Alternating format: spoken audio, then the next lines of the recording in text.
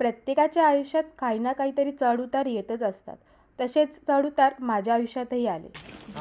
ह्यावेळी आम्ही केला होता AMKचा रेंज ट्रेक.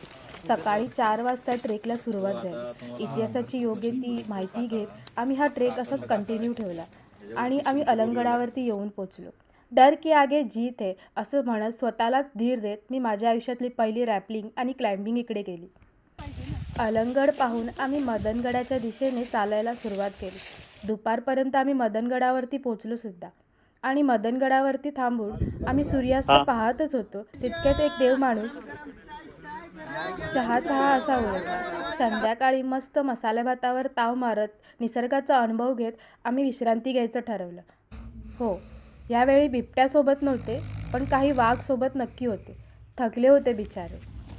दुसऱ्या दिवशी पहाटे कांदा पोह्याचा कार्यक्रम करून आम्ही मदन किल्ला उतरायला सुरुवात केली. सकाळीच आम्ही कुलंगडावरती येऊन पोचलो. पाण्याच्या टाक्या, वास्तू यांची योग्य ती माहिती घेत धमाल मस्ती करत आम्ही हा AMKचा ट्रेक पूर्ण केला.